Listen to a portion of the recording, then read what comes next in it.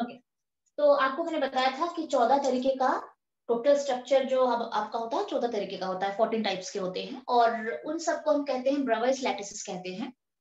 और उसमें से एक स्ट्रक्चर 14 में से मान लो आपका अगर स्ट्रक्चर है टोटल आपको 3 स्ट्रक्चर या 4 स्ट्रक्चर के बारे में टोटल पढ़ना पड़ेगा आउट ऑफ द 14, ठीक है, जो आपका सीबीएसई के सिलेबस में है। बट एंट्रेंस के बच्चों को थोड़ा और ज्यादा पढ़ना पड़ेगा, 14 तो नहीं पढ़ना पड़ेगा, बट थोड़ा सा सीबीएसई के जो लेवल है उससे थोड़ा और कुछ स्ट्रक्चर ज्यादा जानने पड़े, ठीक है। अब ये पार्टिकल्स कहाँ कहाँ पे रहते हैं और लैटिस बनाते हैं या क्रिस्टल लैटिस प्रोड्यूस करते हैं, तो आपको सबसे पहले मैंने पोजीशंस बताया था ना।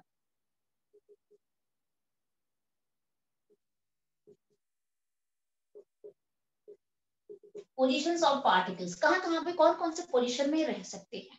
सबसे पहले मैंने आपको क्या बताया था, ऑल कॉर्नर्स।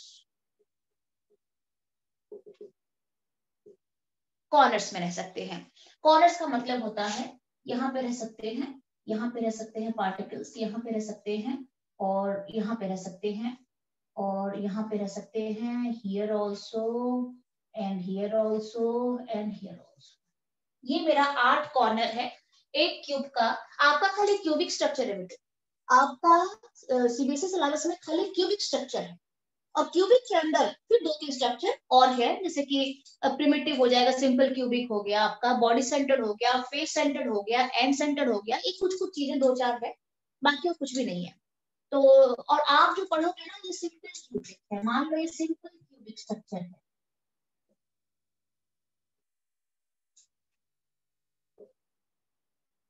ठीक है। तो मैं यहाँ पे इस तरीके से ले लेती हूँ ना। आपको कल मैंने कहा था ना कि इसके जो क्या होता है, इसका जो पैरामीटर्स होते हैं यूनिट सेल के, सिंपल क्यूबिक स्ट्रक्चर के जो पैरामीटर्स होते हैं जो उनके डायमेंशन को डिफाइन करते हैं, वो 6 पैरामीटर्स होते हैं। 3 होते हैं लेंथ वाला पैरामीटर्स और 3 एंगल पैरामीटर्स होते हैं, जैसे कि हम एक्सियल लेंथ भी कहते हैं और एक्सियल एंगल्स भी कहते हैं। तो जो आपका जो सिलेबस में है आपको क्या पढ़ना पड़ेगा, A is equal to B is equal to C, clear ना। ओके, और साथ में alpha is equal to beta is equal to gamma is equal to 90 degree. आपको बस सिलेबस में इतना ही पढ़ना है। और काफी सारे स्ट्रक्चर होते हैं जहाँ पे A is equal to B is not equal to C हो सकता है, या फिर A is not equal to B is not equal to C भी हो सकता है, या फिर alpha is equal to beta हो सकता है, is not equal to gamma हो सकता है। तो बहुत सारे और भी ऑप्शंस इसके हैं, आपके वो सब है नहीं, आपको बिल्कुल सिंपल वाला ये सब पढ़ना है। और इसके अंदर जितनी सारी ज्योमेट्री पॉसिबल हो सके उसके बारे में आपको जानना है, ठीक है। तो सबसे पहले ऑल कॉर्नर्स की अगर बात करें तो कॉर्नर में अगर पार्टिकल होता है वो कितना कंट्रीब्यूट करता है यूनिट सेल को। कॉर्नर के जो पार्टिकल्स होते हैं, जो कॉर्नर पार्टिकल्स होते हैं, आपको मैंने बताया था shared by 8 unit cell. Corner के जो पार्टिकल्स होते हैं कॉर्नर में अगर रहेंगे तो 8 यूनिट सेल के साथ शेयर हो जाएंगे। तो इंडिविजुअल कंट्रीब्यूशन कितना देते हैं,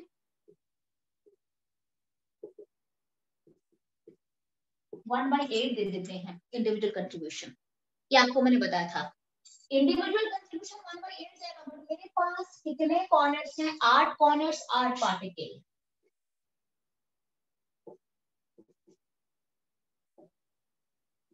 तो टोटल कंट्रीब्यूशन कितना हो जाएगा, ए का कंट्रीब्यूशन 1/8, ठीक है। तो टोटल कितना हो जाएगा, 8 पार्टिकल हैं, ये हो जाएगा 1। दैट मीन्स यहाँ पे अगर मैं बोलूंगी कि अगर कॉर्नर्स पे एटम्स हैं तो एक यूनिट सेल की तरह total effective number of atoms कितने बन रहे हैं, तो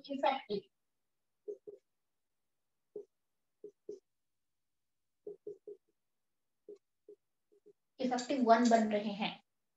अच्छा, आपको मैंने ये भी कहा था कि जो इफेक्टिव नंबर ऑफ पार्टिकल्स होते हैं किसी भी यूनिट सेल की तरफ, जो total effective number of particles होते हैं हम उसे रैंक भी कहते हैं, rank of a crystal Z भी कहते हैं।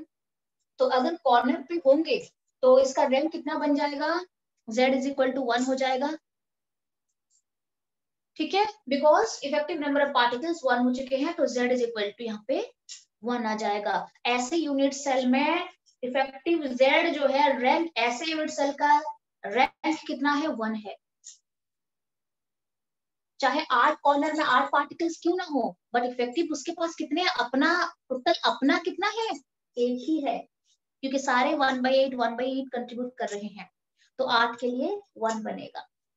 क्लियर है। और मैंने आपको सेकंड क्या कहा था, फेस सेंटर पे हो सकती है,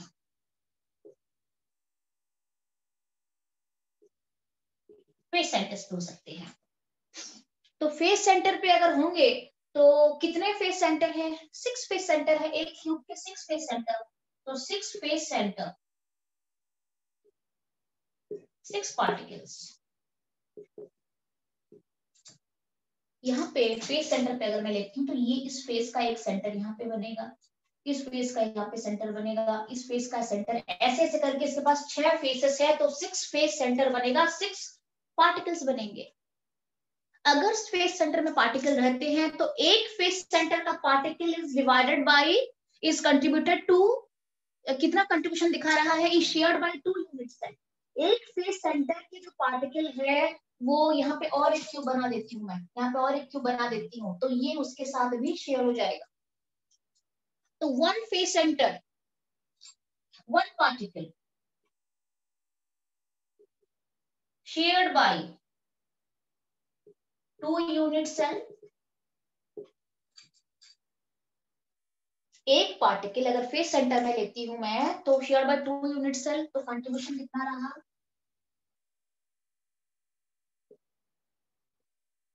कंट्रीब्यूशन रह जाएगा 1/2, individual contribution towards that unit cell कितना हो जाएगा, 1/2 रह जाएगा। अगर मैं आगे बढ़ूं और मैं देखूं कि मेरे पास तो 6 पार्टिकल्स हैं, मैंने एक पार्टिकल के लिए निकाल दिया है, तो 6 ये कितना, ये कंट्रीब्यूट करेगा 1/2, ये करेगा 1/2, 6 है, कितना कंट्रीब्यूट करेंगे, क्या हुआ स्नेहा, समझ में नहीं आया, मुझे नहीं आया का मतलब,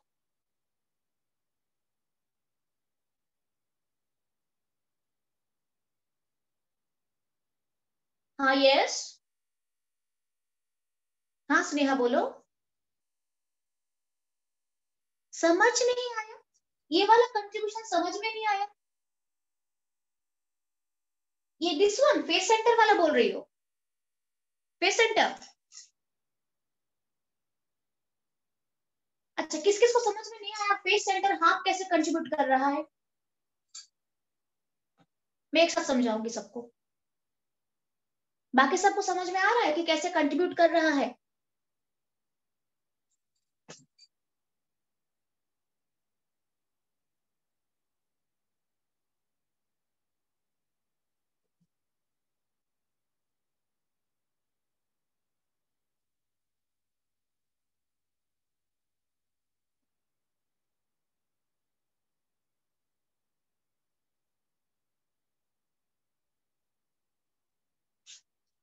अच्छा तो यहाँ पे देख लो जो समझ में नहीं आ रहा है, ये 2 यूनिट सेल है, ठीक है, एडजेसेंट है पूरा, और इस ये जो फेस है ना,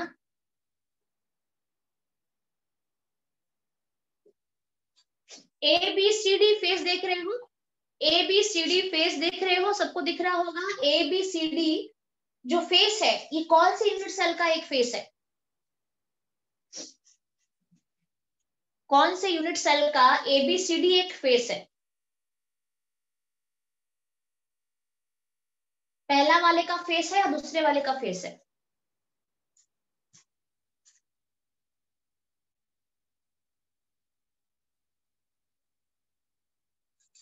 यस यस मैं ये पूछ रही हूँ, एबीसीडी एक फेस है, इतना तो पता चल रहा है ना कि एबीसीडी एक फेस है, ठीक है।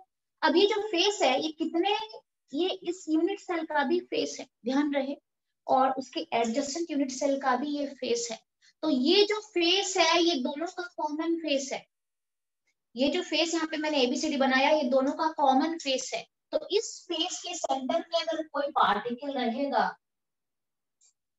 तो ये आधा इसको कंट्रीब्यूट करेगा, वो पार्टिकल, पार्टिकल का मतलब क्या होता है, मैंने आपको पॉइंट बताया, these are not points, these are particles, और पार्टिकल्स को हम हार्ड स्फीयर मानते हैं, क्या मानते हैं, हार्ड स्फीयर मानते हैं पार्टिकल को, ये स्फेरिकल नेचर के मानते हैं। अगर ये स्फेरिकल यहाँ पे है 3 डायमेंशनल, तो आधा उस तरफ जाएगा और आधा इस तरफ जाएगा, दोनों का हो गया आधा आधा। ये अगर पार्टिकल यहाँ पे मैं रखूंगी, समझ आया? ठीक है, ओके। तो इसीलिए मैं कहती हूँ कि एक फेस सेंटर के जो पार्टिकल होते हैं शेयर्ड बाय 2 यूनिट सेल, और 2 यूनिट सेल में अगर शेयर हो गया तो इसको कितना पड़ेगा, इसके पास कितना पोर्शन आएगा, आधा आएगा ना, that's why half, contribution individual half हो जाएगा। तो टोटल मेरे पास कितने फेसेस हैं, सिमिलरली इस फेस के ऊपर और एक यूनिट सेल भी होगा, इस ऊपर वाला फेस में बता रही हूँ, इसके ऊपर और एक यूनिट सेल होगा, तो यहाँ पे जो सेंटर का पार्टिकल होगा वो भी shared by 2, here also shared by 2, here also shared by 2, आगे का सामने वाला भी शेयर्ड बाय 2 और पीछे भी शेयर्ड बाय 2 हो जाएगा। ठीक है, क्लियर है? तो यहाँ पे कंट्रीब्यूशन आधा आ जाएगा। तो अगर मैं टोटल कंट्रीब्यूशन लेती हूँ तो कितना बन जाएगा, मेरे पास टोटल 6 पार्टिकल 6 फेसेस में है, एक का अगर आधा है तो ये बन जाएगा 3। तो अगर खाली फेस के सेंटर में रह जाएंगे तो मुझे टोटल कंट्रीब्यूशन कितना देगा यूनिट सेल को, 3 इफेक्टिव नंबर ऑफ एटम्स बनेगा। खाली फेस सेंटर के जितने एटम्स हैं वो कितना effective number of atoms produce कर रहे हैं, 3 बना रहे हैं, तो इसके लिए इफेक्टिव नंबर ऑफ पार्टिकल्स 1 हो गया। बट फेस सेंटर अगर है तो इफेक्टिव नंबर हो गया 3 हो गया, इफेक्टिव नंबर। ठीक है, सिमिलरली थर्ड वाला। अच्छा, और एक था आपका बॉडी सेंटर।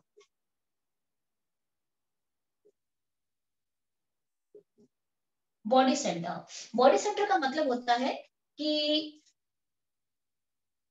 इस यूनिट सेल के, क्यूबिक यूनिट सेल के 3 डायमेंशनल जो वॉल्यूम यहाँ पे है पूरा, उसके बॉडी के पूरे एग्जैक्ट सेंटर में एक पार्टिकल होगा which is not shared by any other unit cell, which is his its own particle, मतलब उसका अपना पार्टिकल है, वो किसी के शेयर नहीं हो रहा है वो पार्टिकल। अगर मैं इस पूरे का लेके यहाँ पे बीच में ले एक सेंटर में पूरा, किसी फेस में नहीं आ रहा है वो, किसी कॉर्नर में नहीं आ रहा है, वो पूरे उसके बॉडी के अंदर आ रहा है, सेंटर में आ रहा है, that is not shared by any unit cell, वो किसी के साथ शेयरिंग में नहीं है। तो आप मुझे बताओ कितना कंट्रीब्यूट करेगा, कंट्रीब्यूशन कितना दिखाएगा? बॉडी सेंटर का मतलब है 1 बॉडी सेंटर 1 पार्टिकल, और कंट्रीब्यूशन कितना दिखाएगा, कंट्रीब्यूशन कितना दिखाएगा वो 1, not shared by any unit cell, contribution कितना रहेगा,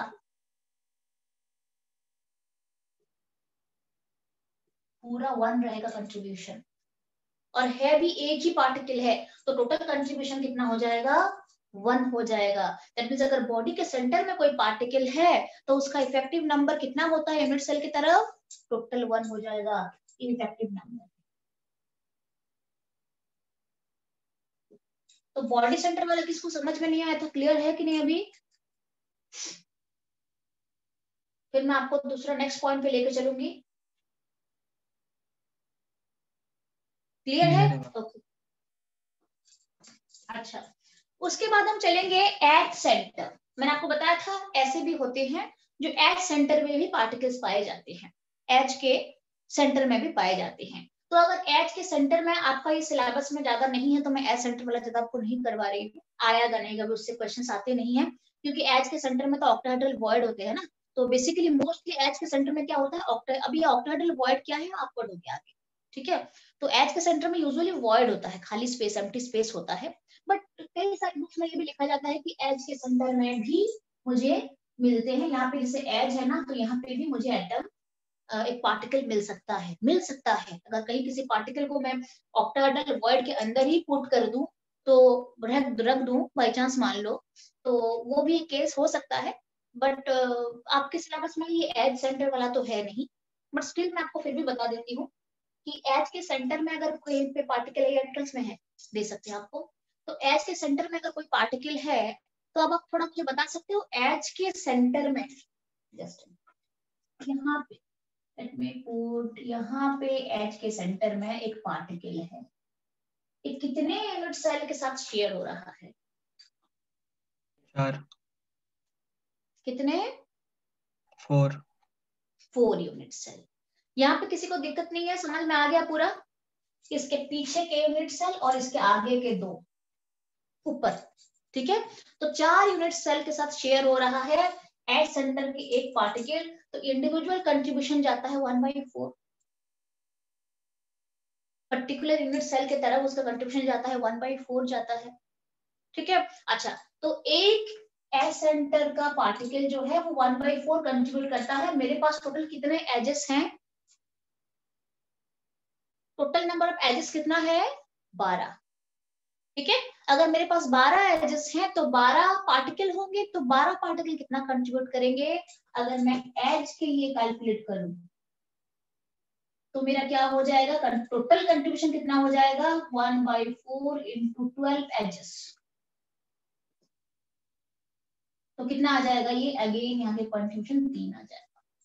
तो ये जान लो कि हाँ ऐसे दे सकते हैं, ये थोड़ा अपना आप इमेजिन करके भी लिख सकते हो अगर कहीं पे क्वेश्चन देते हैं तो, क्लियर ना? तो बट है नहीं, तो हम बेसिकली आपका आता है फेस सेंटर आएगा, इसके अंदर आपको एचसीपी और सीसीपी के बारे में जानना पड़ेगा, ठीक है। और इसमें सिंपल क्यूबिक आएगा, और बॉडी सेंटर में बीसीसी वाला स्ट्रक्चर आपको पढ़ना पड़ेगा, ठीक है। अच्छा, अब ये होने के बाद, ये तो मैंने आपको बता दिया है सेंटर वाला कैसे लेते हैं। अब मैं सीधे चलती हूँ कि अभी आपको मैंने क्या बताया है कि पोजीशंस बताया है कि कहाँ कहाँ पे पार्टिकल रहने का चांसेस होता है, ठीक है, ये मैंने आपको बताया है। अभी मैं आपको बताऊंगी कि टोटल कितने तरीके का यूनिट सेल एग्जिस्ट करते हैं, कितने तरीके का, कितने टाइप का यूनिट सेल एग्जिस्ट करते हैं, ठीक है। और सारे यूनिट सेल जो आप एग्जिस्टेंस जो आप पढ़ोगे, ये वाला देख लेना, आपको सिलेबस में बस वही, ठीक है। तो चलते हैं, नेक्स्ट मेरा टॉपिक है टाइप्स ऑफ यूनिट सेल।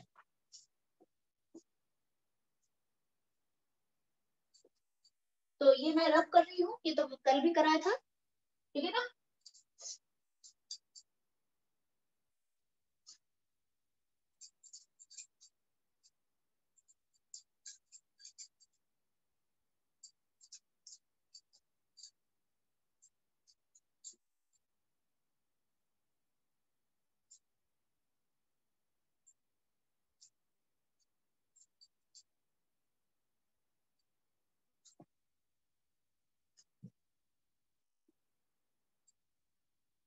तो अब हम पढ़ेंगे टाइप्स ऑफ यूनिट सेल।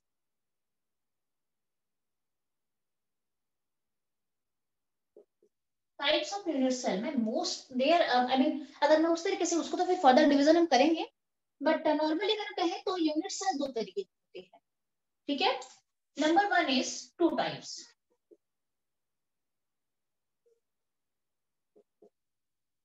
अगर टोटल हम डिवाइड करेंगे तो दो तरीके से, पहले डिवाइड करते हैं उसको दो टाइप में, उसके बाद फर्दर डिवीजन फिर चलेगा आगे। तो दो टू टाइप में क्या होता है? नंबर वन होता है प्रिमिटिव,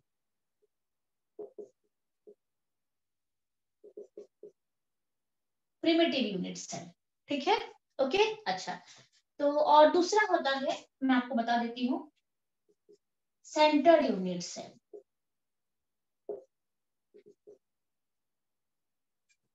सबसे पहला होता है प्रिमिटिव यूनिट सेल, ठीक है, और दूसरा होता है centred unit cell. Centred unit cell को डिवाइड करा गया है तीन पार्ट में, क्या क्या है, किस किस में डिवाइड करा गया है?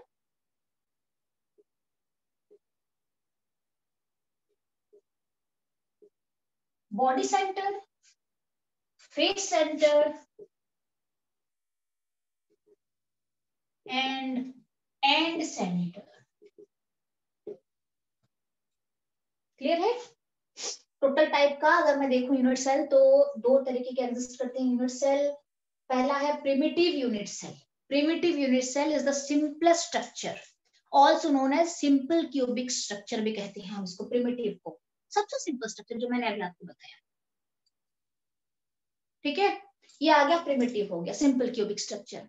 और होता है centred unit cell. Centred unit cell को हम डिवाइड करते हैं body centred, face centred, end centred. आपके सिलेबस में एंड सेंटर्ड जान लो, बट एंड सेंटर्ड आपका नहीं है, आपको खाली तीन चीजों के बारे में पढ़ना है, प्रिमिटिव, सिंपल क्यूबिक हो गया पहला वाला, और body and face centre. But question अगर आपको देंगे एंट्रेंस में, तो एंड सेंटर के क्वेश्चंस तो कुछ भी दे सकते हैं, थोड़ा कंसेप्ट क्लियर करना पड़ेगा आपको। सबसे पहले चलते हैं, फटाफट हो जाएगा, primitive unit cell.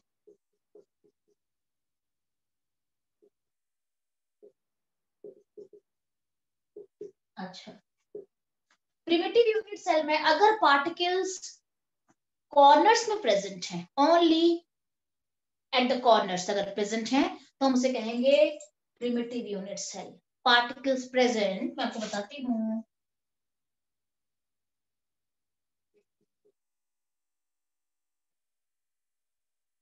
Only at the corners,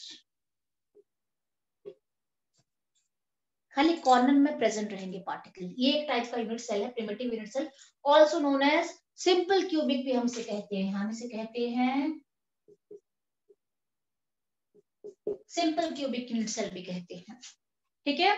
अच्छा, यहाँ पे पार्टिकल्स कहाँ पे प्रेजेंट रहते हैं, ओनली एट द कॉर्नर्स, खाली कॉर्नर में प्रेजेंट रहते हैं, ओनली एट द कॉर्नर्स। तो खाली अगर कॉर्नर में प्रेजेंट रहेंगे, मान लो कोई यूनिट सेल है जहाँ पे खाली कॉर्नर में प्रेजेंट है, अभी आपको मैंने बताया था टोटल कंट्रीब्यूशन कितना होता है, इंडिविजुअल सिंगल कंट्रीब्यूशन कितना होता है, 1/8 होता है। तो आपके पास 8 कॉर्नर्स हैं, तो टोटल कंट्रीब्यूशन कितना हो जाएगा, 1/8 इंटू 8 इज, मैं सीधा आपको बताती हूँ, 8 corners 8 particles, 8 corners only at the corner, 8 corners 8 particles, ठीक है, ठीक है। तो टोटल कंट्रीब्यूशन कितना हो जाएगा, टोटल कंट्रीब्यूशन कितना कंट्रीब्यूट करेंगे, टोटल इफेक्टिव नंबर अगर हम देखें 1/8 इंटू 8, अभी मैंने बताया था 1, ठीक है।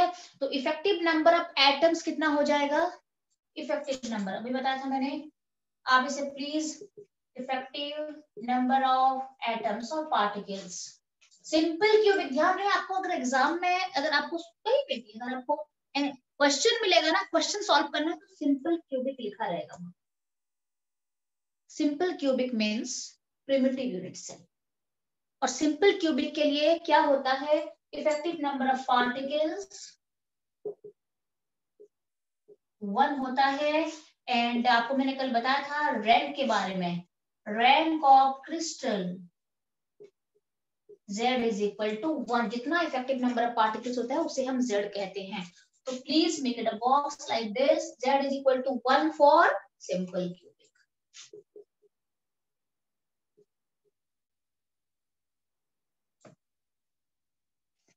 ठीक है, क्लियर है। अच्छा, ये हो गया मेरा प्रिमिटिव यूनिट सेल। उसके बाद हम चलते हैं सेंटर्ड यूनिट सेल। क्या होता है सेंटर्ड यूनिट सेल, का मतलब होता है कि कॉर्नर के साथ साथ बाकी पोजीशंस में भी रहेंगे particle, along with the corners particles may be present at other positions too। मतलब कॉर्नर्स में तो पक्का रहेंगे, चाहे कोई भी सेल आप लो, आप कुछ भी ले लो, एनीथिंग यू टेक, कॉर्नर का फिक्स्ड है, कॉर्नर में रहेंगे। उसके साथ फिर बाकी पोजीशंस में भी रह सकते हैं, उसे हम कैसे कहते हैं, सेंटर्ड यूनिट सेल। क्लियर है। तो इसे मैं पूरा रब करके सेंटर्ड वाला पढ़ाना चाहूंगी आपको। तो ये सेंटर्ड, ये इसे अगर ये हो गया है तो मैं रब करती हूँ। मैम एक सेकंड, तो सेंटर में चलते हैं, चलो सेंटर में यहीं पे करा देती हूँ, उसके बाद फिर उसका फिर डिवाइड करेंगे तो अलग से करेंगे। थोड़ा कॉम्प्लिकेशंस आ गया है यहाँ पे। सेंटर्ड यूनिट सेल का मतलब होता है सिंपल, एक मिनट, प्रिमिटिव का मतलब होता है बहुत सिंपल सेल है, खाली कॉर्नर में रह जाएंगे बस। सेंटर्ड यूनिट सेल का मतलब क्या होता है, along with corner particles, ma'am ये नोट हो गया ऊपर वाला। particles along with corners particles are present at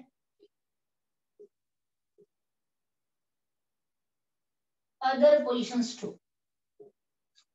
ठीक है, along with corners particles are present at other positions too, मतलब डिफरेंट डिफरेंट पोजीशंस, और कहीं कहीं पे भी अदर, आपका जो डिफरेंट डिफरेंट प्लेसेस यहाँ पे हो सकता है, जहाँ पे स्पेस में कहीं पे भी एक ले लो आप, वहां पे जैसे फेस सेंटर हो गया, बॉडी सेंटर हो गया, एक्स्ट्रा जगह भी होता है जहाँ पे कॉर्नर के साथ साथ बाकी भी कुछ ऐसी जगह होती है जहाँ पे पार्टिकल्स प्रेजेंट हो सकते हैं, that is known as centred unit cell. along with corners particles are present at other positions too. Clear है? ओके अच्छा, अब सेंटर को कितने पार्ट में डिवाइड करा गया है? 3 पार्ट में, body centre, face centre and centre. So what is body centre? Body centre में क्या होता है, अगर आपको बोलेंगे बीसीसी स्ट्रक्चर है या फिर बॉडी सेंटर्ड यूनिट सेल है, बॉडी सेंटर्ड यूनिट सेल, तो क्या उसमें क्या होता है?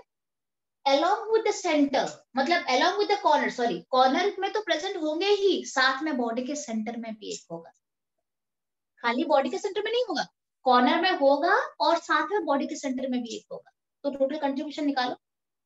यस,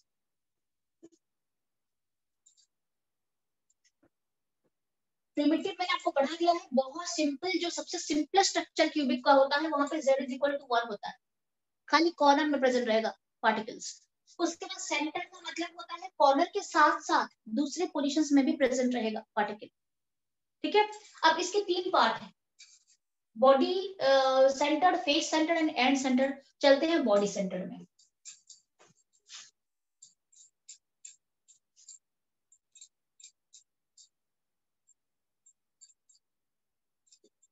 तो मुझे बताना, बॉडी सेंटर कैलकुलेशन करके मुझे बताओ. इसके पास सबसे पहला पॉइंट है बॉडी सेंटर.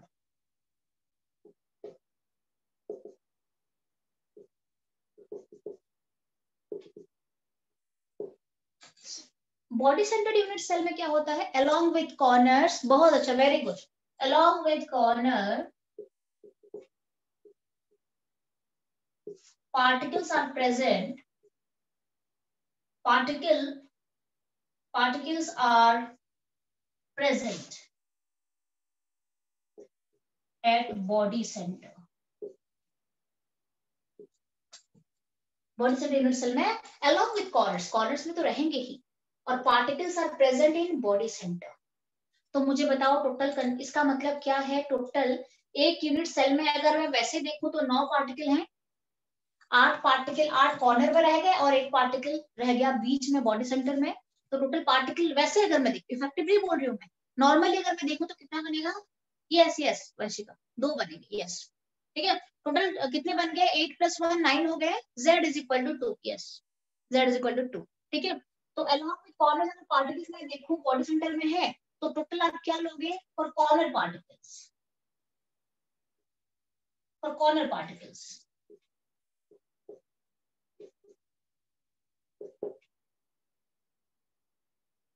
टोटल कॉर्नर, खाली कॉर्नर पार्टिकल्स कितने रहेंगे मुझे बताओ? टोटल पार्टिकल्स कितने रहेंगे? कॉर्नर्स में भी होंगे और बॉडी के सेंटर में भी होंगे. तो टोटल 8 कॉर्नर में 8 पार्टिकल और बीच में एक सिंगल है, 9 हो गए टोटल. उन 9 में से जो कॉर्नर पार्टिकल्स हैं, 8 कॉर्नर पार्टिकल्स कितना कंट्रीब्यूट करेंगे? For 8 corner particles, for 8 corner particles contribution कितना बनेगा? 1/8 into 8 is equal to 1. आपको मैंने बताया था एक कॉर्नर पार्टिकल 1/8 कंट्रीब्यूट करता है, तो अगर 8 कॉर्नर पार्टिकल्स हैं तो 1 करेगा. अच्छा, for body centre particle, body के सेंटर में जो पार्टिकल है वो कितना कंट्रीब्यूट करेगा? एक ही तो पार्टिकल होगा बॉडी के सेंटर में, तो वो ओनली 1 कंट्रीब्यूट करेगा, शेयरिंग तो है नहीं. तो टोटल इफेक्टिव कितना हो गया?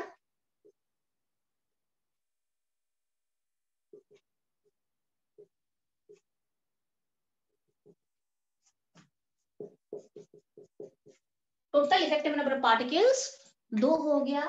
तो इसके लिए z is equal to, rank कितना है? बॉडी सेंटर यूनिट सेल का रैंक कितना मिलता है? z is equal to 2. Effective number of particles कितने हैं उसके पास? 2 पार्टिकल हैं इफेक्टिव. 8 कॉर्नर वाले पार्टिकल्स 1 कंट्रीब्यूट करेंगे और बॉडी सेंटर 1 कंट्रीब्यूट करेगा, टोटल हो गया 2. So this is all about my body centred unit cell. उसके बाद हम चलेंगे फेस सेंटर्ड यूनिट सेल. कितना कंट्रीब्यूट करेगा फेस सेंटर्ड? यहीं पे बता दूं, फेस सेंटर. चलो,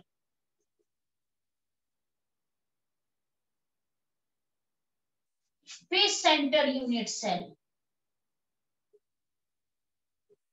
फेस सेंटर यूनिट सेल में क्या, कहां पे रहता है?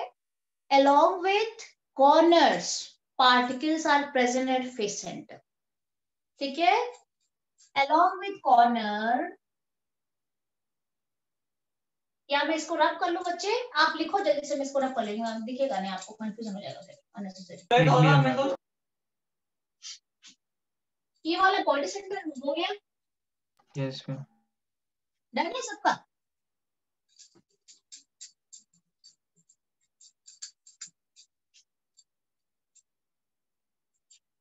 अब बताओ कैलकुलेट करो फेस सेंटर के लिए इफेक्टिव कितना आ रहा है।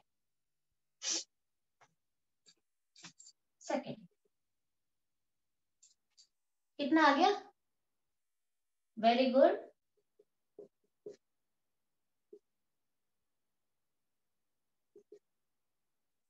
Face centred unit cell, face centred का क्या फैक्ट है कि along with corners, face centered, बहुत अच्छा, along with corners particles are present at face centers। ठीक है, कॉर्नर्स में तो प्रेजेंट होना ही होना है, साथ में फेस के सेंटर में भी प्रेजेंट होना है। तो वैसे अगर मैं आपको इफेक्टिव नहीं पूछ रही हूँ, नॉर्मली पूछ रही हूँ, मुझे बताओ टोटल कितने एटम्स बने? 14। I'm not telling about effective, I'm just calculating the number of atoms और number of particles। 14 बनेंगे, ठीक है। along with corners particles are present at face center, so total कितने बनेंगे? 8 corner particles plus 6 face centered particles, total हो गया मेरा 14, 14। 8 corner में रहेंगे और 6 फेसेस है, 6 फेस सेंटर में रहेंगे, टोटल कितना हो गया? 14 हो गया। अब इनका इंडिविजुअल कंट्रीब्यूशन देख लेते हैं। जो कॉर्नर पार्टिकल है ये कितना कंट्रीब्यूट करेगा? 1/8 into 8 is equal to 1। Clear है? मैंने आपको क्या बताया कि जस्ट मैं आपको क्या बताया कि 8 कॉर्नर पार्टिकल्स हैं, तो कॉर्नर जो पार्टिकल्स हैं कंट्रीब्यूट करेंगे 1/8 into 8, 1 हो गया। अब आप मुझे बताओ 6 फेस सेंटर्ड पार्टिकल, इनका टोटल कंट्रीब्यूशन कितना रहेगा? एक फेस सेंटर कितना कंट्रीब्यूट करता है? एक फेस सेंटर पार्टिकल कितना कंट्रीब्यूट करता है? हाफ।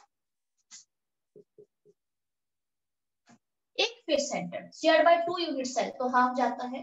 तो मेरे पास 6 फेस सेंटर है, into 6 is equal to 3।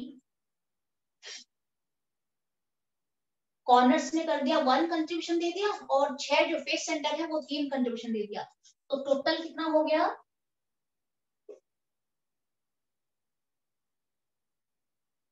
Total effective number of particles कितने हो गए? 1 + 3 = 4। सो इसके लिए रैंक हो जाएगा 4। दैट मींस फेस सेंटर का, अच्छा मैं आपको और एक बात बता देती हूँ, मैंने आपको क्या पढ़ाया अभी? प्रिमिटिव पढ़ाया जिसे हम सिंपल क्यूबिक कहते हैं, ठीक है। मैं थोड़ा सा ओवरऑल एक बार बता भी दूंगी आपको पूरा लिखने के बाद। सेंटर्ड में बॉडी सेंटर को बीसीसी कहते हैं, this is known as BCC, ठीक है।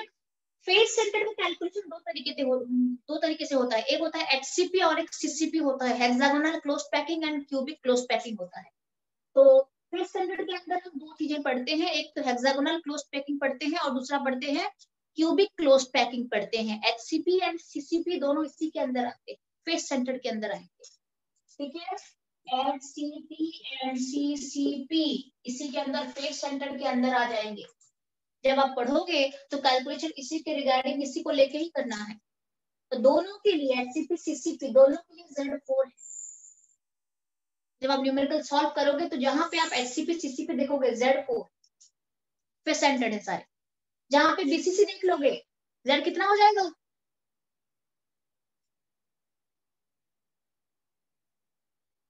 यस, बीसीसी के लिए Z अभी कैलकुलेट करा था, बॉडी सेंटर के लिए Z देख लो आपने कैलकुलेट करा था 2 मैम, 2 बीसीसी या बॉडी सेंटर के लिए Z2, फेस सेंटर्ड या HCP CCP के लिए Z4 और सिंपल क्यूबिक के लिए जो पहले आपने पढ़ा था प्रिमिटिव सिंपल क्यूबिक के लिए Z कितना निकला था 1 आया था, देख लो इट वाज 1।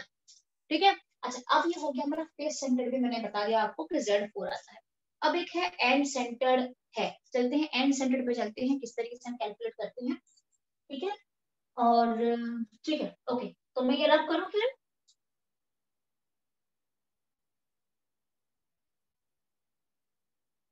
आज यस मैम। कितना टाइम है अभी बचा है, कितना टाइम, मुझे तो आगे चला गया लग रहा है, टाइम ओवर हो गया ना। मैम ये अनलिमिटेड वाला हो गया अभी। तो ये क्या आगे हमेशा से चलेगा, कल भी हुआ था ऐसे तो चलेगा ऐसे आगे। मैंने चेक नहीं करा है कब तक चलेगा। हाँ हाँ कल कल भी ऐसा हुआ था ना। चलो ठीक कोई बात नहीं, इसको मैं रख कर रही हूँ। हाँ चलो ठीक है ये भी।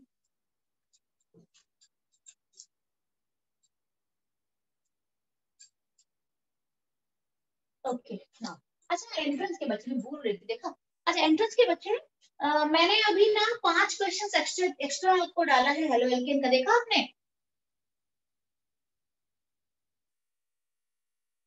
Yes ma'am. हाँ ज्यादा नहीं डाला है, मुझे पता है आज रात तक आप कर भी नहीं पाओगे, तो 5 क्वेश्चंस डाला है जो मुझे थोड़ा इंपॉर्टेंट लगा, जो थोड़ा कंसेप्चुअल क्वेश्चंस है वो मैंने डाला है, एक बार ट्राई कर लेना। और रात को क्लास अगर हम लेंगे तो उससे पहले 5 ज्यादा नहीं दिया है, 4 या 5 क्वेश्चन आप ट्राई कर सकते हैं, नहीं हुआ तो मैं करा दूंगी क्लास में। ठीक है, अच्छा दूसरी और एक बात है, आप सब क्या 8 बजे क्लास ले सकते हो आज एंट्रेंस के बच्चे, 12th एंट्रेंस के बच्चे, हो पाएगा 8 बजे, किसी का पॉसिबिलिटी है क्या या नहीं हो पाएगा? अगर नहीं हो नो पाएगा मैम। तो इट्स, हाँ नहीं मैम नहीं हो पाएगा। तुम्हारी क्लास होती है ना मैथ्स की। Yes ma'am ma'am. क्योंकि मेरा मैं हमारा तो 8 से कर 9:25। हाँ ये है ना, तो बहुत अच्छे से हमारा टाइम थोड़ा ना रात को जो एकदम 11 बज जाता है वो नहीं होता आराम से, ठीक है 8 से मैं फिर फ्री हो जाती हूँ। ठीक है कोई बात नहीं। तो कितने बजे हो पाएगा, 9 बजे, 9 बजे हो पाएगा पॉसिबल, मुझे बता देना फ्रैंकली बता देना, 9 बजे नहीं हो पाएगा वो तभी बता दे। 9:25 तक खत्म होती है मैम क्लास। 9:25। मैं आप 5 मिनट पहले स्टार्ट कर लेना, 5 मिनट बाद एंटर कर लूंगा। ठीक है ओके, चलो कोई नहीं आप लोग कर लेना 5 क्वेश्चन फिर उन लोग का यूज हो जाएगा। कैम सेंटर थर्ड वन, जान लो कि पता होना चाहिए ना, एंड सेंटर यूनिट सेल। अब आप खुद कैलकुलेट करोगे, मैं आपको पोजीशन बता देती हूँ।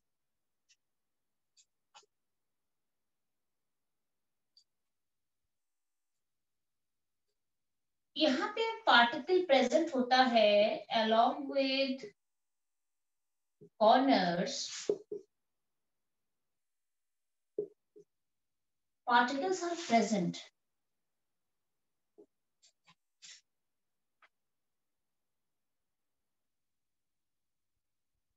particles are present at face center of any two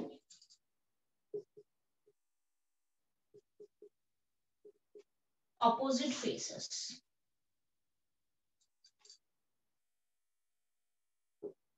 Along with corners, particles are present at face center of any two opposite faces. इसका मतलब है पार्टिकल्स यहाँ पे कॉर्नर्स पे तो प्रेजेंट है ही, हाँ बिल्कुल ठीक है अंकित, बहुत अच्छा। नहीं वंशिका नहीं, अंकित ने सही कहा था, बस देख लो आप कैसे हो रहा, देखो along with corners, कॉर्नर्स में तो प्रेजेंट होंगे ही, साथ में और कहाँ पे प्रेजेंट होते हैं, कोई भी 2 ऑपोजिट फेस ले लो, सारे लेना नहीं है आपको, टोटल 6 फेसेस हैं, 6 फेसेस है, तो एनी टू ऑपोजिट फेस, कोई भी एक पेयर फेस ले लो जो कि ऑपोजिट है और उनके फेस सेंटर में प्रेजेंट है। टोटल कंट्रीब्यूशन मुझे बता कितना बन गया।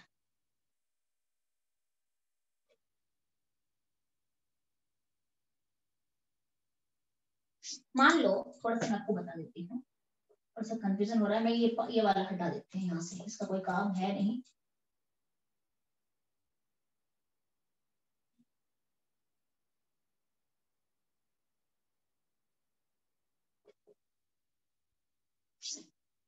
ठीक है, हाँ बहुत अच्छा। 10 है टोटल पार्टिकल्स, 10 हो जाएगा। और उसके बाद टोटल पार्टिकल्स तो 10 हो जाएगा, इसको भी हटा दो, इसको भी हटा दो। ठीक है, अब मैं आपको बताती हूँ कहाँ कहाँ पे प्रेजेंट है। 8 कॉर्नर्स जो आपको दिख रहा है, 8 कॉर्नर में प्रेजेंट होंगे, और कोई भी दो अपोजिट फेस। इसका मतलब है ये से ले लो और इससे नीचे वाला को ले लो, ये अपोजिट है ना, ऊपर और नीचे वाला जो फेस है इसके सेंटर में ले, बस। तो टोटल एटम्स कितने हैं, पार्टिकल्स कितने हैं आपके पास? 8 कॉर्नर में 8 है और दो फेस के सेंटर में 2 है, तो टोटल 10 हो गए। अब इसका कंट्रीब्यूशन कितना रहेगा, Z कितना बन रहा है यहाँ पे?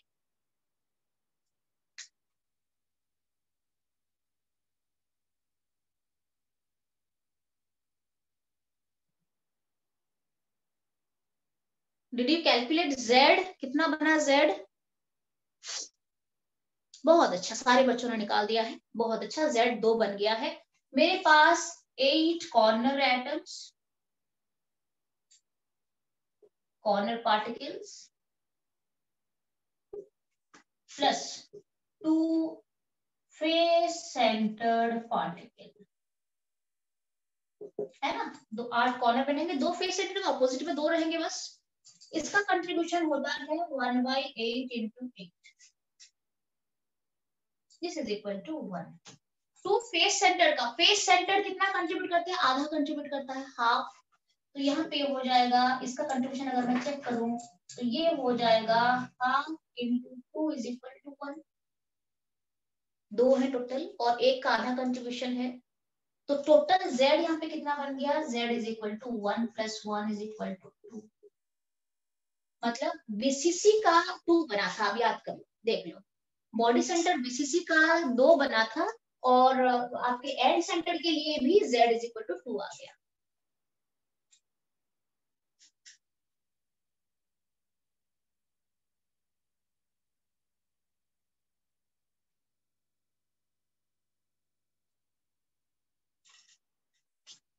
क्लियर है बच्चे? Z is equal to 2। तो आपने क्या देखा, अगर ये हो सका है तो हो, अगर आपका गया है तो हम चलेंगे। फिर नेक्स्ट टॉपिक मेरा है वॉइड में चलेंगे। व्हाट आर वॉइड्स, कितने तरीके के वॉइड होते हैं, क्या क्या कैसे हम लेते हैं, और कैलकुलेशन फटाफट करेंगे। बहुत ज्यादा है नहीं, अननेसेसरी बहुत टाइम से वेस्ट करना भी बेकार है। जो हमारा इंपॉर्टेंट है, जो एग्जाम में आते हैं, उसको पढ़ेंगे तो बेटर होगा। क्लियर ना? तो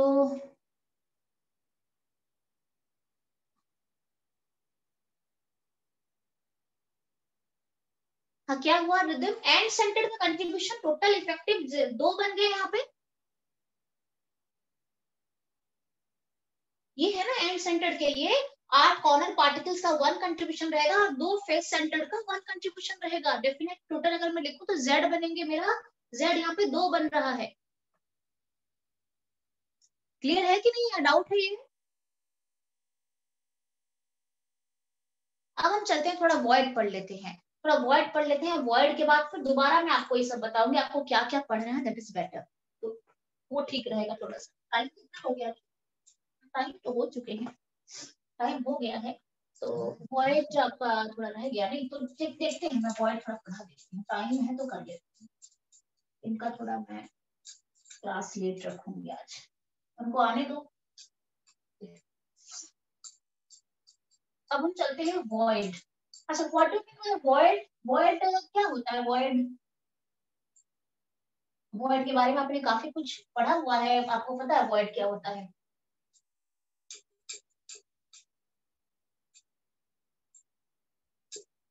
yes, what are voids? anyone? void means empty space। बहुत अच्छा, void means empty space। Vacuum कह सकते हैं उसको, वहां पे कुछ होता नहीं है बेसिकली।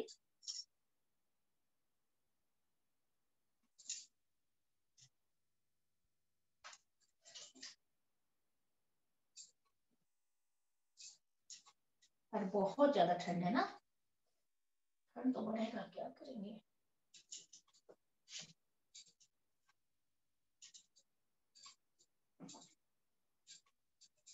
वॉइड बता देती हूँ और आप एक काम करना, आप ना वॉइड को थोड़ा एनसीईआरटी से पढ़ लोगे तो बेटर है, थोड़ा सा कोशिश करना पढ़ने के लिए, ठीक है? नहीं तो ये जितना भी होगा ना, चलते हैं वॉइड में चलते हैं। वॉइड क्या होता है मैं आपको आइडिया दे देती हूँ कि व्हाट आर वॉइड्स। अच्छा, इसको रहने देते हैं, इतने भी यूजफुल हो सकता है, काम आ जाएगा हमारा, ठीक है? इसको भी हम रब कर लेते हैं, ठीक है? अब हम चलते हैं वॉइड में चलते हैं। वॉइड का मतलब होता है एम्प्टी स्पेस, एम्प्टी स्पेस, ठीक है? वॉइड का मतलब एम्प्टी स्पेस। अच्छा, ये जो पार्टिकल्स मैंने कहा जिसे हम पॉइंट के थ्रू रिप्रेजेंट कर रहे हैं, जब हम एक यूनिट सेल ड्रॉ करते हैं तो वहां पे हम पार्टिकल्स को पॉइंट के थ्रू दिखाते हैं। Are they basically points? These are not points, these are assume to be a particle है। और पार्टिकल को हम किस तरीके से एज्यूम करते हैं? यहाँ पे हार्ड स्फीयर, एक स्फेरिकल पार्टिकल है यहाँ पे, और वो 3D में है। पार्टिकल मतलब प्रॉपर एक 3 डायमेंशनल स्फेरिकल है, हार्ड स्फीयर मतलब पूरा एक अरेंजमेंट है पूरा। अच्छा, ये पार्टिकल जब दूसरे पार्टिकल को टच करेगा, और एक पार्टिकल मैं यहाँ पे ले लेती हूँ, दो पार्टिकल जिसको टच कर रहे हैं, ये एक पार्टिकल है, ये एक हार्ड स्फीयर एज्यूम कर लो, दूसरा एक स्फेरिकल एक पार्टिकल है, एक दूसरे को टच कर रहे हैं। अब इसके साथ अगर मैं तीसरा पार्टिकल को टच करा दूं तो क्या हो जाएगा?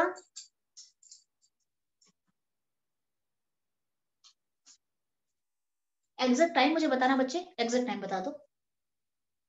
आई थिंक इट इज 6:30, देखना 6:31, 6:31, ठीक है, ठीक है, ओके, 6:32 हो गए।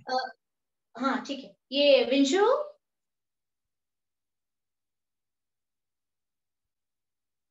विंशु प्रेजेंट है? अच्छा चलो, ठीक है। तो ये एक स्फीयर है, ये दूसरा स्फीयर है, और ये तीसरा स्फीयर है। तो जब मैं तीनों को टच करा दूंगी एक दूसरे को, touching sphere, these are touching spheres. तो जब टच करते हैं तो बीच में जो एम्प्टी स्पेस बनता है, दैट इज द वॉइड,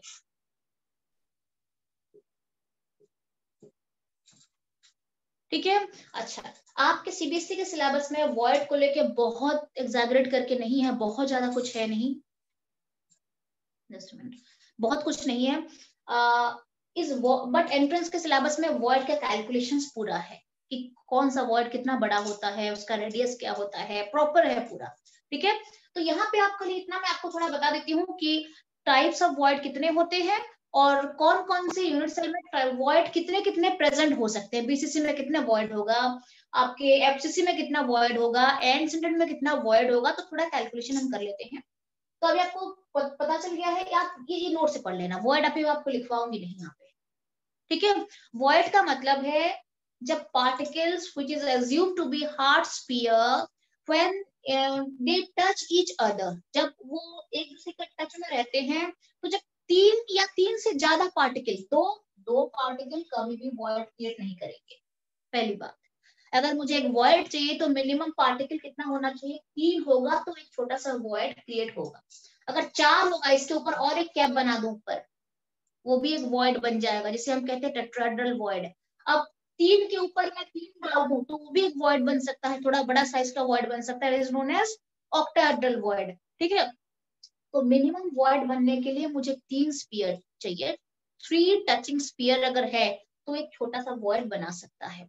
उसके बाद आगे बड़ा बड़ा वॉइड भी बनता है, वो हम पढ़ेंगे धीरे धीरे। तो मिनिमम कितना होना चाहिए? 3 स्फीयर, ठीक है?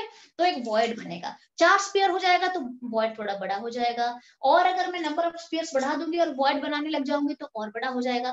तो अब हम चलते हैं कि टोटल टाइप ऑफ वॉइड कितने होते हैं। टोटल टाइप ऑफ वॉइड जो आपके यहाँ पे है, वैसे तो देखें तो 4 तरीके का होता है। एक तो होता है ट्राइगोनल वॉइड, एक टेट्राहेड्रल वॉइड होता है, एक ऑक्टाहेड्रल वॉइड होता है, और एक होता है क्यूबिक वॉइड, जो सिंपल क्यूबिक में होता है। क्लियर है? बट आपको यहाँ पे 3 तरीके का वॉइड के बारे में पढ़ना है, ट्राइगोनल है, टेट्राहेड्रल है, और ऑक्टाहेड्रल वॉइड कैसे बनता है। मैं खाली स्ट्रक्चर ड्रॉ करके समझा दूंगी, समझ में आ जाएगा आपको। ठीक है, अच्छा ये प्राची बेटा प्रेजेंट है? Yes ma'am. हाँ प्राची, एक काम करना, मैं 6:45 को स्टार्ट करूंगी क्लास। Okay ma'am. एक बार मैसेज डाल दो, बच्चों को बोल दो। हाँ ओके मैम। 6:45। मैम फिर अभी हम लीव कर देना। हाँ हाँ तुम लोग लीव कर जाओ, मैसेज डाल दो। ठीक है ओके मैम। ठीक है। आज डस्टर से नहीं मैं मिटा रही हूँ मेरा। अच्छा ठीक है ओके। तो चलते हैं कितने टाइप का वॉइड है। सबसे पहले है trigonal void.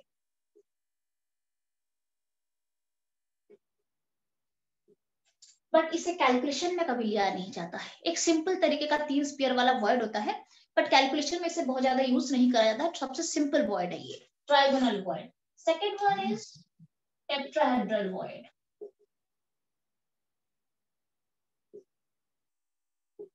And third one is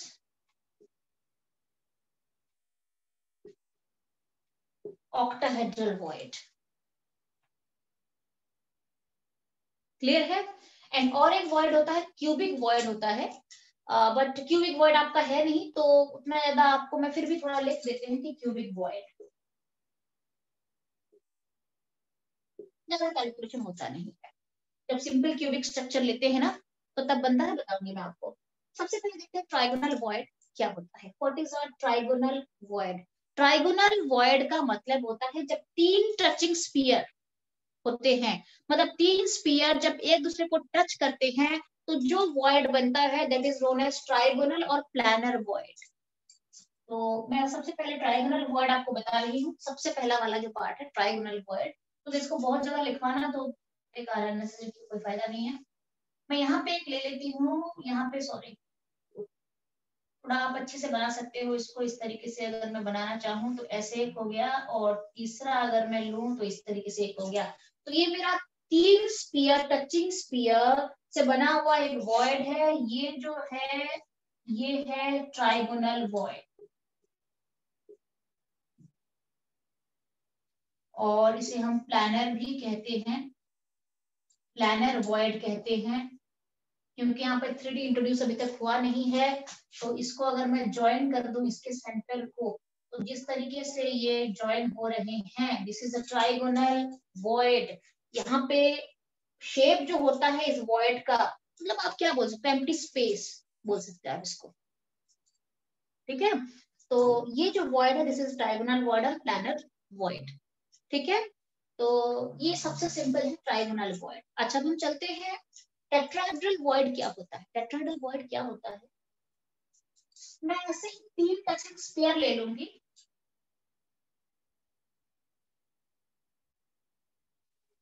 ठीक है, आप थोड़ा और अच्छे तरीके से ड्रॉ कर सकते हो इसको। ठीक है, 3 टचिंग स्फीयर रहेगा और उसके ऊपर एक कैप टाइप का इसके डिप्रेशन जो बनेगा बीच में, उसमें और एक मैं यहाँ पे I can keep another sphere.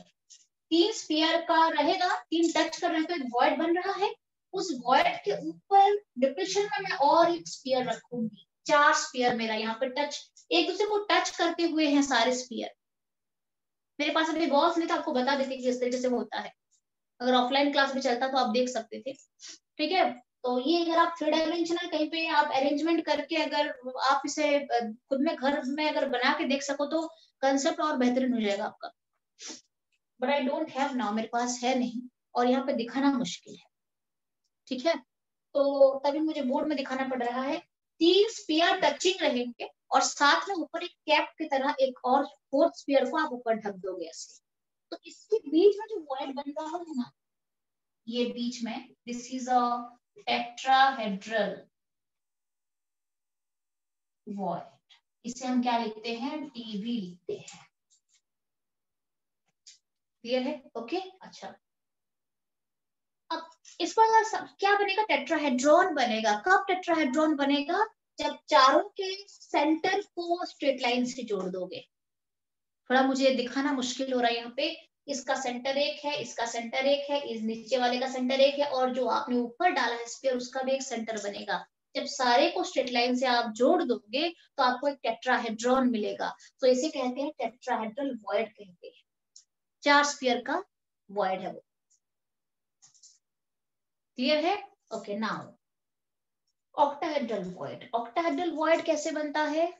Octahedral void कैसे बनता है मैं यहाँ पे आपको बता देती हूँ। ये मैंने सबसे पहले 3 टचिंग स्फीयर यहाँ पे ले लिए हैं इस तरीके से। आप थोड़ा चाहो तो इसे आप और अच्छे से बना सकते हो। 3 टचिंग स्फीयर के ऊपर 3 टचिंग स्फीयर रहेंगे, but just above the first नहीं रहेगा। इसके डिप्रेशन में आपको लेना है, बाकी 3 इसके ऊपर तो रहेंगे बट इन दोनों के डिप्रेशन में आएगा वो, लाइक दिस।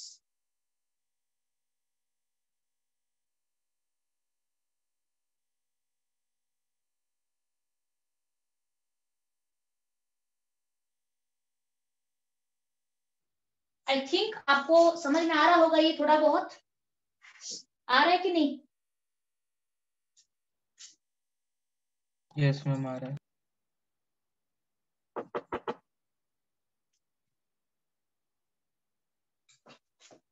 हाँ, यस बोलो।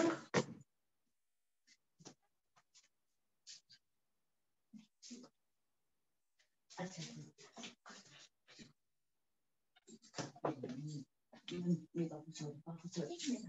मिनट।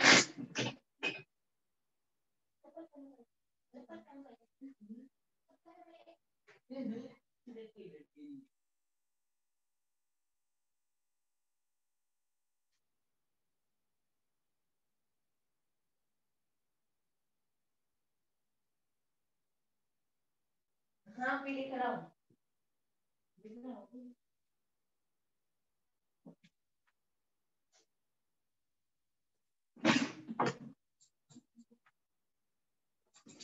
जस्ट मिनट बच्चे, जस्ट मिनट, आ गया। ठीक है, समझ में आ गया ना कि क्या मैंने बताया अभी आपको?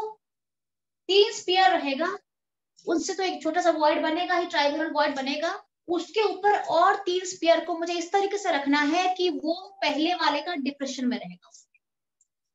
क्लियर है कि नहीं बोलो? अगर क्लियर नहीं है तो please just go through NCERT, एक बार चले जाना एनसीईआरटी, आपको पूरा साफ दिख जाएगा कि कैसे डिप्रेशन में रखा गया है स्फीयर को। जब सारे स्फीयर के सेंटर को मैं स्ट्रेट लाइन से जोड़ दूंगी तो मेरा यहाँ पे एक ऑक्टाहेड्रॉन बनता है। तो उसको क्या कहते हैं हम? इस वॉइड जो बीच में क्रिएट हो गया ना, इसे हम कहते हैं ऑक्टाहेड्रल।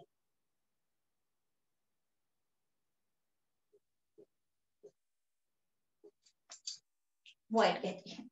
कैलकुलेशन से अगर न्यूमेरिकल्स में आएगा तो ये आता है टेट्राहेड्रल का कैलकुलेशन और ऑक्टाहेड्रल का आएगा। इसका नहीं आता है ट्राइगोनल का, प्लानर का। ये प्लानर है ना, प्लानर है पूरा, बट ये प्लानर हो नहीं सकता ना, ये प्लानर नहीं है, 3D में चला गया। 3 के ऊपर फिर मैंने और एक तो कैप लगा दिया है, और ये तो टोटल 3D है 100%।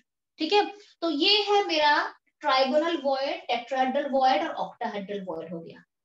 3 के ऊपर 3, टोटल 6 स्फीयर जो है वो आई मीन उसमें रहेंगे, टचिंग स्फीयर रहेंगे, तो वो हो जाएगा ऑक्टाहेड्रल वॉइड हो जाएगा। क्लियर है बच्चे? All clear? थोड़ा पढ़ लोगे नोट में से तो हो जाएगा। अब आपको मैं मेन बताती हूँ कि क्वेश्चन कहाँ से आता है इसमें, देख लो। और एक होता है क्यूबिक वॉइड। क्यूबिक वॉइड एक बहुत बड़ा सा वॉइड होता है। कहाँ पे होता है? जब मैं सिंपल क्यूबिक स्ट्रक्चर बनाती हूँ ना, सिंपल क्यूबिक यूनिट सेल बनाती हूँ, प्रिमिटिव यूनिट सेल जो होता है, जहाँ पे खाली कॉर्नर्स में एटम्स होते हैं, तो क्या होता है, वो कॉर्नर वाले एटम क्या होते हैं, एक दूसरे को टच करते हैं। कैसे टच करते हैं? आपको ऐसे पार्टिकल दिख रहे हैं ना, ये पार्टिकल नहीं है, ये टच करेगा इसको। फिर ये थोड़ा अगर मैं दिखा नहीं पा रही हूँ आपको, ये वाला जो पार्टिकल है ये टच करेगा इसको, ये पार्टिकल इसको टच करेगा, ये पार्टिकल इसको टच करेगा, ये पार्टिकल इसको टच करेगा, ये पार्टिकल इसको टच करेगा। तो सारे जो 8 कॉर्नर पार्टिकल्स है एक दूसरे को टच करेंगे, और टच करते करते क्या होता है, बीच में एक बहुत बड़ा सा वॉइड बन जाता है, that is known as cubic void. सबसे बड़ा साइज का वॉइड होता है वो। इन सब में से एक बड़ा साइज का वॉइड होता है क्यूबिक वॉइड होता है। और कब बनता है? सिंपल क्यूबिक में। अगर मैं सिंपल क्यूबिक स्ट्रक्चर लेती हूँ, प्रिमिटिव यूनिट सेल, जहां पे खाली कॉर्नर में अगर एटम्स प्रेजेंट हैं, तो बीच में एक बहुत बड़ा सा वॉइड बनेगा। तो ये कैलकुलेशन पूरे करेंगे। अच्छा, यहाँ पे क्या है, जैसे यहाँ पे पार्टिकल मैंने बताया, यहाँ पे ये जो कॉर्नर पार्टिकल्स होते हैं, क्या वो कैसा रहते हैं? टच करते हुए प्रेजेंट होते हैं। इसको पॉइंट दिखाया जाता है, रिप्रेजेंटेशन पॉइंट के थ्रू करा जाता है। बट ये प्रॉपर पार्टिकल है, एक पार्टिकल दूसरे पार्टिकल को प्रॉपर टच कर रहा है, ये पार्टिकल इस पार्टिकल को टच करेगा, ये पार्टिकल इस पार्टिकल को टच करेगा, ये पार्टिकल इस पार्टिकल को टच करेगा पूरा। तो जब सारे सबको टच करने लगेंगे तो बीच में एक बहुत बड़ा सा वॉइड क्रिएट होता है, that is my cubic void. वो सिंगल होता है, एक वॉइड। अब आपको थोड़ा बता देती हूँ, कमिंग क्लास में आपको थोड़ा आप आइडिया ले लो, कल फिर पढ़ेंगे जो पढ़ना है, ठीक है। अच्छा, ये जो टेट्राहेड्रल वॉइड और ऑक्टाहेड्रल वॉइड का कैलकुलेशन कैसे करते हैं, तो ये आपका अगर हो चुका है, डन है,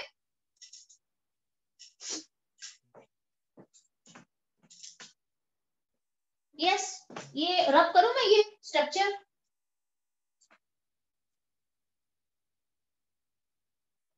यस मैम। हो गया ना, ठीक है। तो आपको बस फिर दोबारा बोल देती हूँ, ये 3 स्फीयर का टचिंग से होता है, ये टच से होता है ट्राइगोनल विथ 4 स्फीयर कॉम्बिनेशन होता है टेट्राहेड्रल, और 6 स्फीयर से बनता है ऑक्टाहेड्रल वॉइड। अब थोड़ा सा कैलकुलेशन वाला पार्ट ले लो।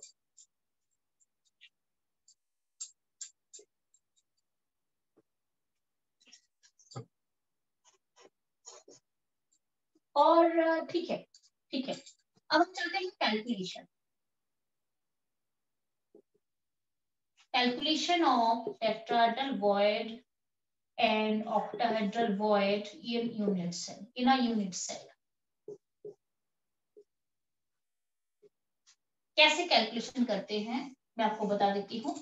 कोई भी यूनिट सेल मैं अगर लेती हूँ, कोई भी यूनिट सेल अगर मैं लेती हूँ तो उसका एक रैंक आएगा, जैसे मैंने अभी आपको बताया z = 1, z = 2, z = 4 आएगा, ठीक है।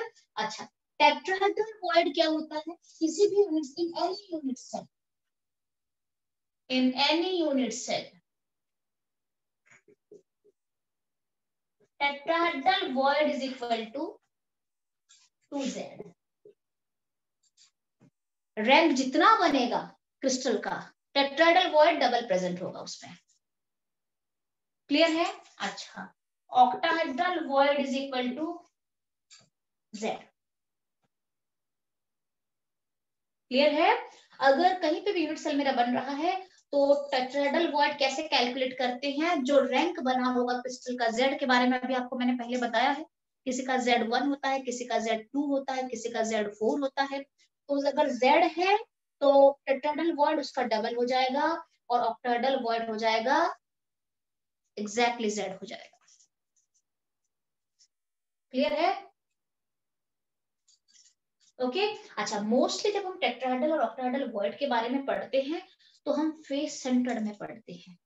फेस सेंटर्ड अगर कहीं पे यूनिट सेल बन रहा है, HCP हो गया, CCP हो गया, तो वहां पे मोस्टली हम ऑक्टाहेड्रल और टेट्राहेड्रल वॉइड के बारे में जानते हैं। बाकी सिंपल क्यूबिक अगर मैं स्ट्रक्चर लेती हूँ तो मैंने आपको बता दिया है कि सिंपल क्यूबिक स्ट्रक्चर अगर हम लेते हैं तो उसमें क्यूबिक वॉइड एक बीच में प्रेजेंट होता है, बड़ा सा वॉइड।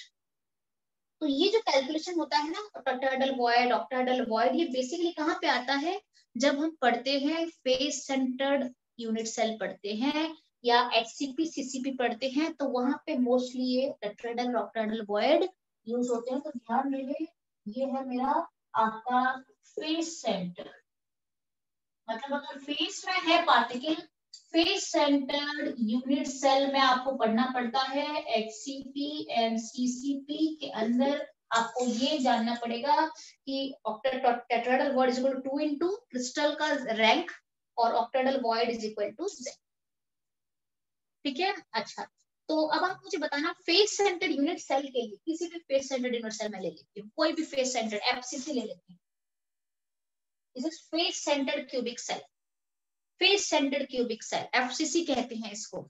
यहाँ पे मुझे बताना टेट्राहेड्रल कितना बन जाएगा। सबसे पहली बात, फेस सेंटर्ड के लिए आपने Z निकाला होगा, चेक करो प्लीज, Z4 आपने निकाला था FCC के लिए, FCC के लिए Z आपने 4 निकाला था ना, चेक कर लो नोट एक बार। जो फेस सेंटर्ड होते हैं HCP CCP के लिए Z4 हो जाता है। अगर ऐसे केसेस में लेती हूँ तो टेट्राहेड्रल वॉइड बन जाएगा 2Z8 और ऑक्टाहेड्रल वॉइड हो जाएगा Z मींस 4। दैट मींस कोई भी फेस सेंटर्ड क्यूबिक लैटिस अगर मैं लेती हूँ तो वहां पे टोटल एक यूनिट सेल के अंदर कितने टेट्राहेड्रल वॉइड रहते हैं, 8, और टोटल एक यूनिट सेल के अंदर कितने ऑक्टाहेड्रल वॉइड आपको मिलेगा, 4 मिलेगा, वो भी इफेक्टिव है, ध्यान रहे वो इफेक्टिव है। क्लियर है? ठीक है, तो आज मैं आपको कैलकुलेशन बता दिया है 2z और z वाला। कमिंग क्लास आपको कुछ मैं न्यूमेरिकल्स कराऊंगी इसी को लेके, और फिर हम चलेंगे, वर्ड तो हो चुका हमारा, फिर हम चलेंगे कोऑर्डिनेशन नंबर पे चलेंगे, कैसे निकाला जाता है, और उसके बाद सीधे एफिशिएंसी पे चलेंगे, प्रॉपर कैलकुलेशन, और फिर आपका न्यूमेरिकल्स। ठीक है, फिर आपका टॉपिक खत्म हो जाएगा। और कमिंग क्लास थोड़ा एंट्रेंस वाले बच्चों के लिए भी मुझे बता देना पड़ेगा कि बेसिकली ये रहते कहाँ पे हैं, ये वॉइड कहाँ पे दिखते हैं, कहाँ पे बनते हैं। ठीक है, वॉइड तो हमने देख लिया, इतने कैलकुलेशन कर लिए, कैलकुलेशन वाला पार्ट। अब बनते कहाँ पे हैं? ऑक्टाहेड्रल वर्ड आपको एक पेज स्टैंडर्ड में कहाँ पे दिखेगा, कितना है, कैसे इफेक्टिव कैलकुलेट करोगे, जैसे आपने कॉर्नर का इफेक्टिवनेस कैलकुलेट करा था, इसका भी इफेक्टिव एक बनता है। ठीक है, ये कमिंग क्लास हम करेंगे।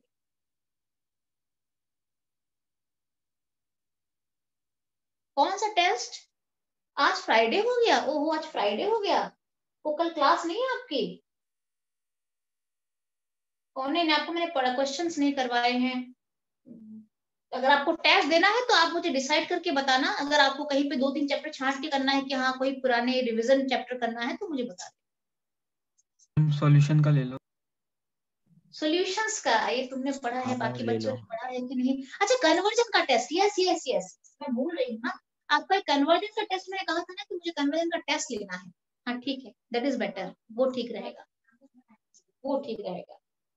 ठीक है, मैं कन्वर्जन का टेस्ट एक ले लूंगी कल, और अगर पॉसिबिलिटी रहेगी, अगर मैं मुझे कंफर्टेबल लगा तो क्लास अगर रखनी होगी तो मैं सुबह बता दूंगी आपको, अगर क्लास रखनी होगी तो। ठीक है, और नहीं तो टेस्ट ले लेंगे। ठीक है, फिर मिलते हैं। ठीक है, कल मिलते हैं। ठीक है, हाँ ठीक है, कल मिलते हैं, अभी बच्चे भी आने लगे हैं ना। अच्छा टाइम, अच्छा आज तो अनलिमिटेड है ना? ठीक, यस ओके, ठीक है ठीक है, अटेंडेंस तो ग्रुप में आप लोग डाल दी। जाओ, मैं बाकी बच्चों, आप लोग लीव कर, अच्छा आपका अटेंडेंस रह गया फिर दोबारा, आज बच्चे भी आ गए हैं तो अटेंडेंस जैसे ही आपने कल डाला था ना, कल जितने बच्चे मैंने क्लास में देखा था उसमें से 1-2 अटेंडेंस कम लग रहा था मुझे जब मैंने चेक करा, तो फिर भी जस्ट जस्ट मिनट, हाँ मैं आज थोड़ा चेक कर लूं बच्चे कितने हैं, उससे मैं अटेंडेंस का कैलकुलेट कर लूंगी ना। कितने बच्चे अभी प्रेजेंट हैं बेटा, देखना कोई मुझे बता सकता है अभी बच्चे कितने प्रेजेंट हैं? मैम 21 आपको मिला के। 21, ठीक है, ओके, ये बाकी तो 11 के बच्चे अभी है ना।